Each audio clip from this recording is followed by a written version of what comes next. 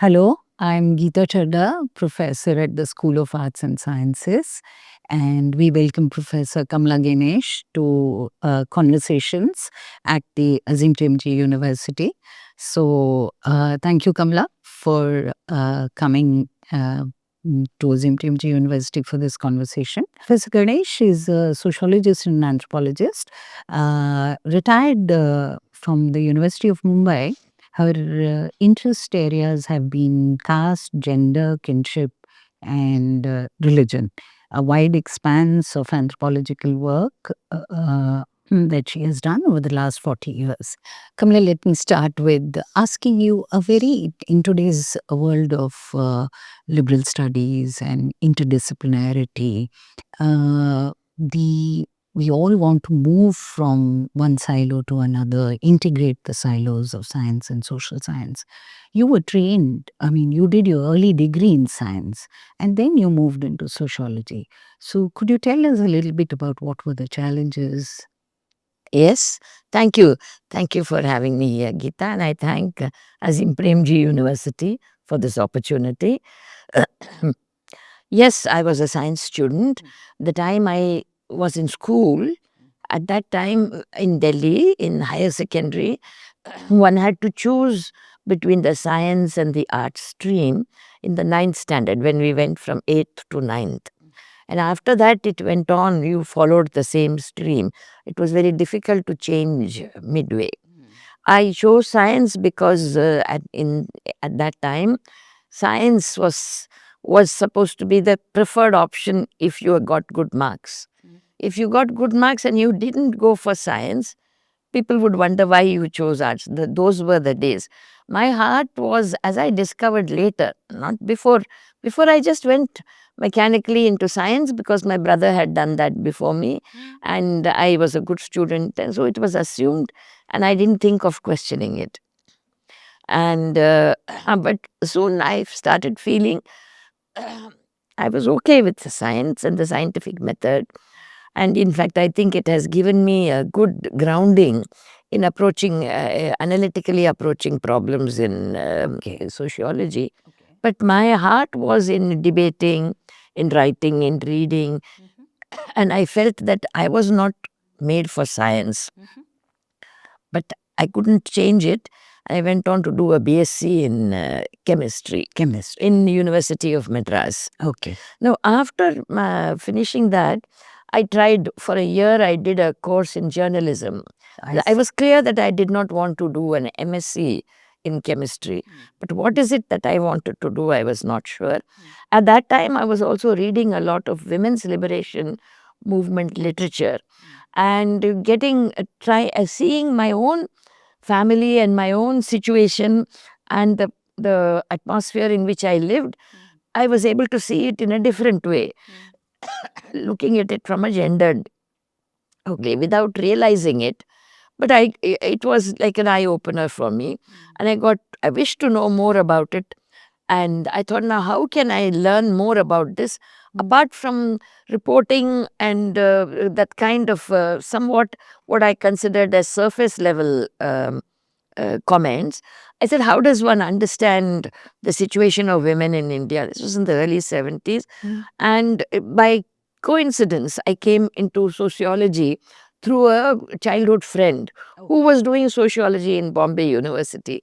And when she visited me, that was the first time I learned about the subject called sociology. And so then, after a couple of years, I finished, my BSc, journalism. And then I got married and I moved to Bombay. And I was looking for ways to get into sociology. Somehow, I had got it in me that sociology was the way in which I could understand women's situation in the country at that time and women's problems, as it was called, the woman problem. There were lots of different names, but it was being talked about. And again, through a friend, I came to Bombay University and came to the Department of Sociology, met some of the professors there who were, I must say, like Professor Desai, A.R. Desai, who was the head of Marxist sociology. Yes, and Professor Manorama Savur, Professor J.V. Ferreira, Professor Narayan. All of them were uniformly kind and welcoming, and they did not mind the fact that I had absolutely no social science background. The only thing is, they said that we cannot officially take you for an MA in sociology because that provision was not there at that time. Right. So I did a sociology degree, MA from SNDT University, and then came back to Bombay University to do a PhD. In sociology. Yes, that's how I entered sociology through Bombay University, and I was there as a student, as a project assistant, as a PhD student, and then later as a faculty member. But in between, I did have 2 years as a teacher in St. Xavier's College, Mumbai, and in SNDT University. I also had some projects to do in Tata Institute of Social Sciences. So also I was closely involved with the Asiatic Society of Bombay, now Mumbai, which had a lot of anthropological material, issues of the Journal of the Anthropological Society of Bombay, and so on. So I was thoroughly socialized into the Mumbai scene, mainly sociology, but also a bit of Indology and other stuff. Yeah. Too. Before we go to discussing Bombay and regional sociology, and I wanted to ask you whether there's something that you can you know, tell young people today also who want to move from science into social science. What do you think are some of the things that they could keep in mind while making? Yes, I did miss the fact that I had not done any papers in sociology in the undergraduate level. There was no systematic way in which, and that grounding is, I think, important. And in fact, now I feel that even in schools, some sort of introduction to social sciences, which some schools are doing, they are usually doing it in the form of civics or history, but not sociology. Yeah. That would help because I found out on my own, self-learning for the MA, and then when I did my PhD. So I would say that some systematic orientation to sociology is Required even is for- good. Second is that the analytical frameworks of science are good to look into sociological issues, but we normally carry in our heads a kind of a notion that is the way to be analytical. Whereas when you go into sociology and social sciences, that is only one way. And there are so many other dimensions which we become sensitive to. And that objectivity with which we came, the tools of objectivity, they get modified. Transformed. Yes. So as a science student, I had this problem of understanding what sociology was about. Yes. Because it didn't seem to me to have anything that I could kind of make into a diagram or make into a chart or something like that. So I did miss that reading, and it was a challenge for me. I'm still picking up. And well, and so now, Kamla, you came to Bombay University, which is one of the oldest department of sociology. Yes, the oldest department of sociology in the country. And the second oldest in Asia. After Tokyo. Yeah. So, how did sociology shape? Sociology, like all other disciplines, has a lot of regional variations, right? How sociology go in the north, in Lucknow School, in Calcutta, Bengal, and Bombay. So, what do you think is distinct about the Bombay School of Sociology? That's a interesting question. See, Bombay and Calcutta and Madras were the first metropolitan cities to be developed. The universities are all old. So, in the Department of Sociology was set up in 1919, and Patrick Geddes. Sir Patrick Geddes was the town planner. A scientist, actually. A scientific approach, yes. But he was there for a brief while. He had an impact.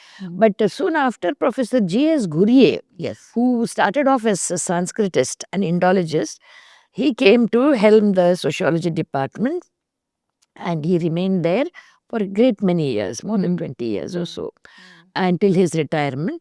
So and at that time, there were no other sociology departments. They came a little later, Lucknow and then Calcutta and so on. So Bombay had that premier status, and the early sociologists in India came out of either Calcutta, Lucknow, or Bombay. Many of them came from Bombay, who later on went up and set up departments in other parts of the country and developed them. So, in that way, Bombay University Department of Sociology has a historical role as the origin of many later sociologists. And would you say that the Bombay School actually, sort of nurtured the more empirical traditions in sociology, a lot of grounded empirical research? Yes, indeed, it did.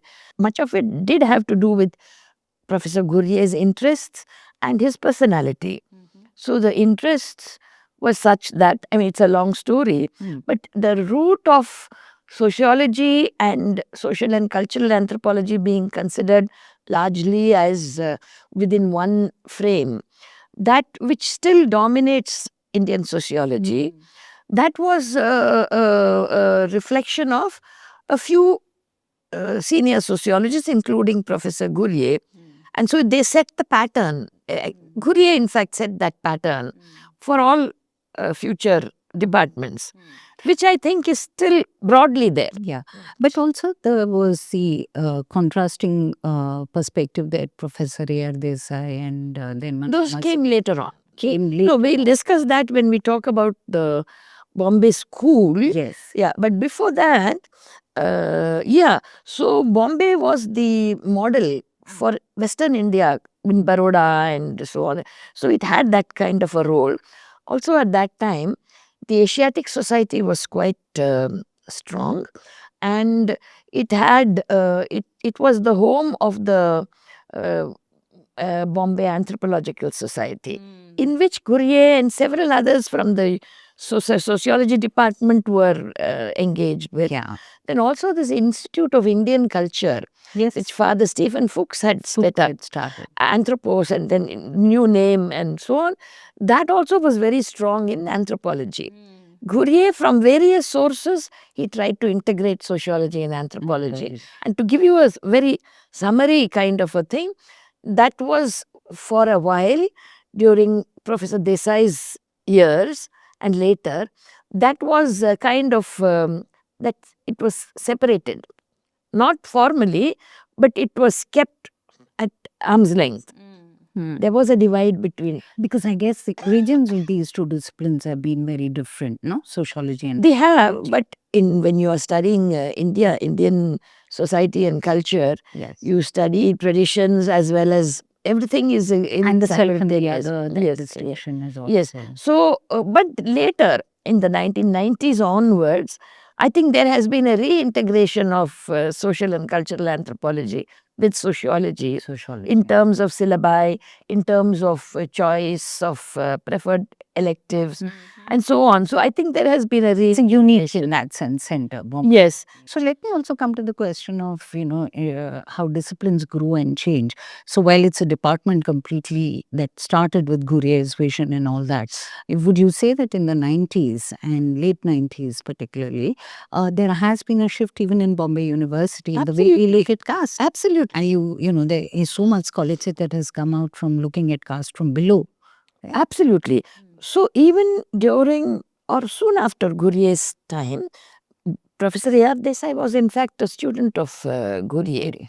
And so there was a different way of looking at sociology, and Dr. Desai is acknowledged as one of the pioneers in the Marxist sociology tradition. That also in some ways, while it was a very new and promising line, that also did not give importance to caste. Caste was not in the forefront. And the old ways of doing caste were no longer sort of acceptable. There was much more happening, the ways of looking at caste. Because the entire Dalit Panther movement happened. The Yes. caste So movements all that had reflections in the department, Mhm. and I would say from the 90s onwards, the faculty also has included a lot of Dalits and also people who come from other kind of classified groups, through reservation. But it has been a very much of a mix with also simultaneously feminism and the gender issues being incorporated, and teachers such as me and you joining. So, attention to marginalized communities and to women, to gender. These have kind of changed the complexion of Mumbai University Department of Sociology's portfolio now. And probably it is reflective of the entire discipline of sociology to some extent. Of course. Yeah. So coming to gender, Kamla, again, as we said that just as caste was probably subsumed under a class analysis, so was gender as we know. Yes. And 70s saw the rise of what we may call the autonomous women's movement in India. And particularly Bombay was probably the center of this movement also. You were one of the few people who introduced gender and feminist ways of looking at gender in the Department of Sociology. I think some of the earliest courses were probably designed by people like you and Nasreen Fazal Boy. Nasreen Fazal Boy. Yes. And of course, there was Professor Zogdand and who came in later and took an interest in gender. Yeah. So what was the challenge of bringing gender into sociological discourse? You see First in Bombay University, but how do you see it more generally also? No, in Bombay, within the city of Bombay, our department was probably a little late in embracing and adopting gender.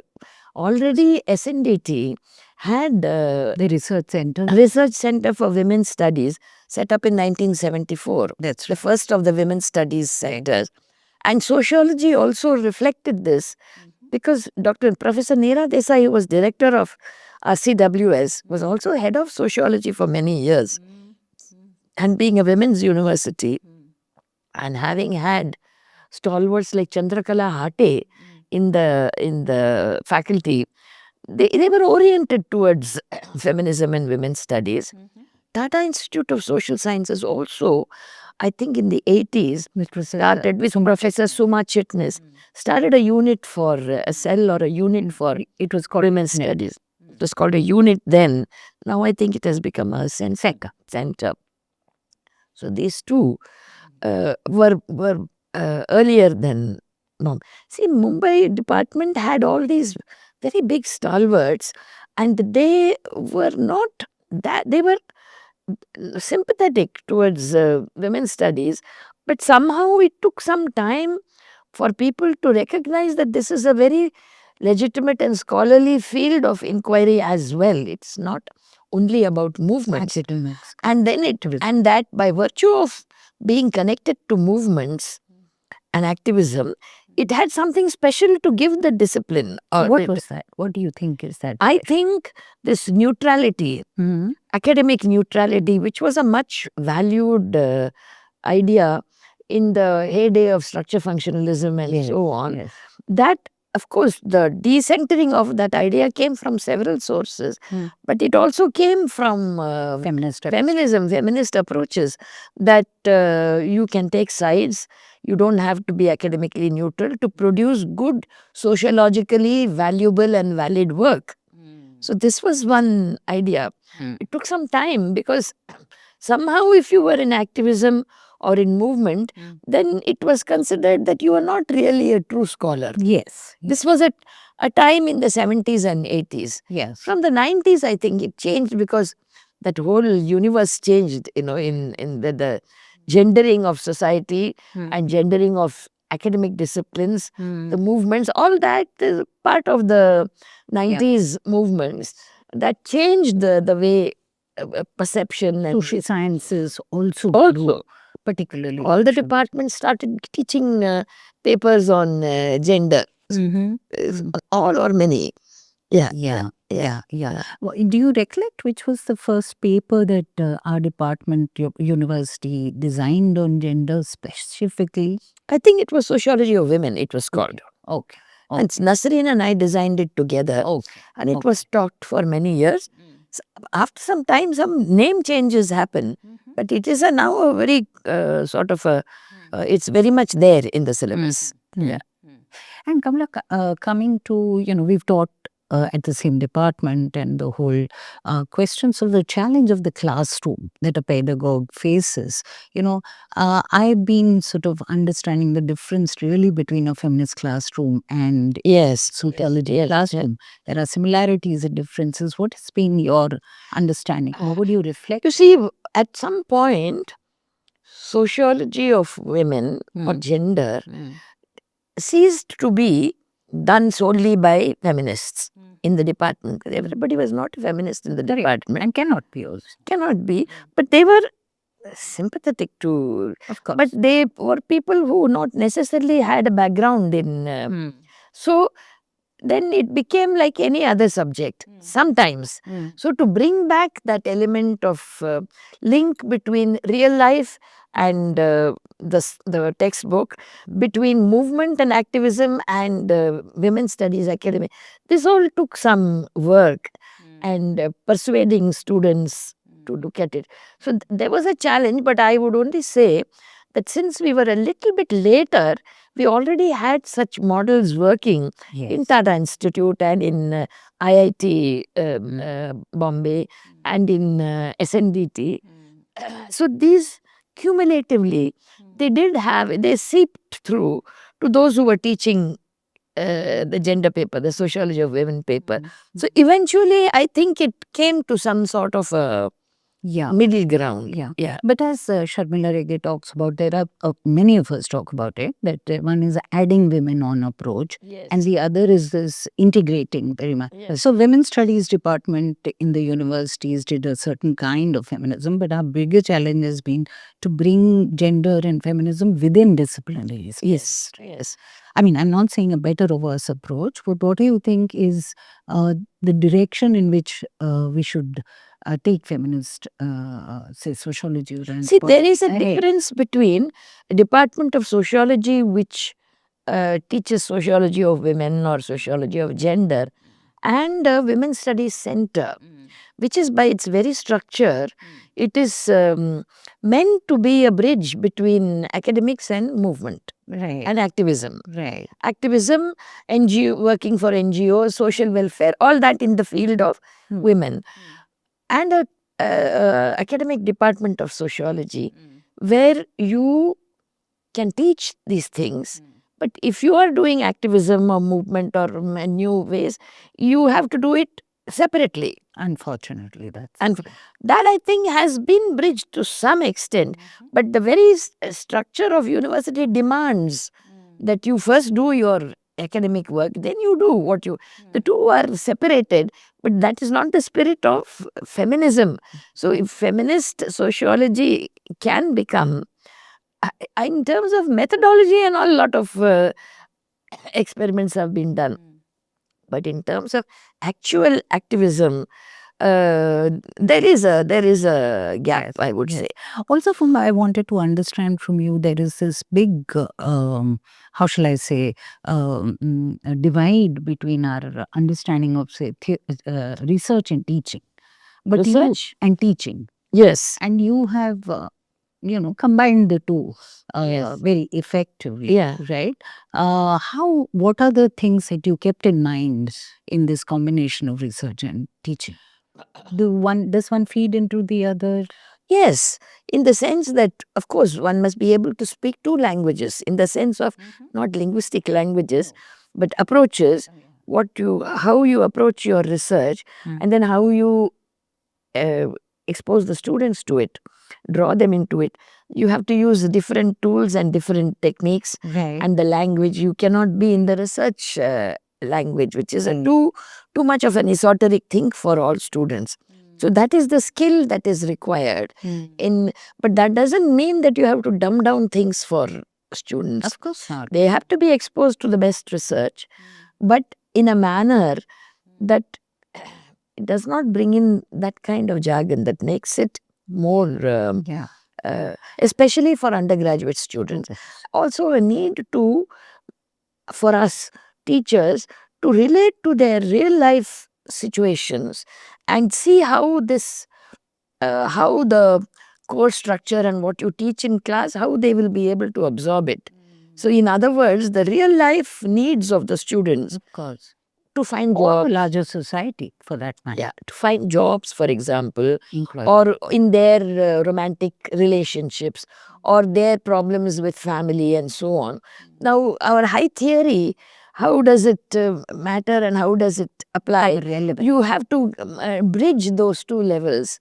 You can do it only if you don't only live in the land of theory. Yeah. And I think feminism allows you to do that. It's always, I feel that. Yeah. So I just wanted to understand from you in terms of what you may want to actually tell younger students who are coming into social sciences.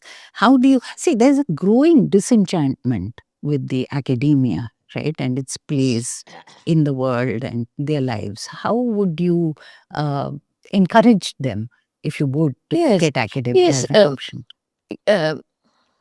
See, it's ultimately what does social science give you? It gives you knowledge of certain aspects of life, but it also gives you the tools to be able to understand them, to be able to work within them, and to change them. I don't think in my view, transforming society is not the main aim of sociology. Sociology is to enable students to develop critical faculties with which they can apply, which they can use for different aspects of life that they engage in. So I would look at it like that. Critical faculty is important. Along with it, skills are important. And we don't expect all students to necessarily continue with sociology in their work life. They won't. So they must be equipped with skills to negotiate The social sector, media, corporate. so many things. So it's not just a matter of perspectives, it's also skills. And how to bring those perspectives in skillful ways in those areas that they engage in. So, writing skills, computer skills, language skills at one basic level, but also exposure to different real avenues of life. And where they can bring in the connect between sociology and real life, I would say we have to, I find that a little less in the places where I have worked in these years. I don't know how it is right now. That it is more geared towards understanding theory and concepts and larger things, and not necessarily how to work with that in the real world. Yeah. No, I think, for example, instance, the pedagogic experiment and practice of, say, a place like Azim Premji University does do a lot of this. They try very hard to bring in both practice and theory and bring it skill-based. I'll just end with one last question, which has always been of interest to me, is that do students of sociology and anthropology, let's say, do they need to be introduced to this kind of genealogy that we are talking about? This kind of genealogy of the discipline, the history of the discipline that they are studying. Because one of the things that we find, for example, in science is that students are never introduced to the genealogy and the history of their discipline. And how important do you think it is for? I think it's absolutely important. I think it is crucial not only for social sciences, but for science disciplines also, some acquaintance and some familiarity with the. But when we make practitioners, we think that they don't need to do all this. No, but I would say that at both at undergraduate and postgraduate level, that anchoring in a in the history, not in a dry or mechanical way. So and so in such and such year, not like that, but in how, what have we learned? What is sociological knowledge today, and how have we learned what we have learned? What does it say? The living history. It needs that the history of concepts and ideas. I think it is even more important in the sciences because they operate without that anchorage completely. And often, yeah. So which makes that kind of a knowledge without any context. Yeah, this body. Yeah, it is important. It is important. Yeah.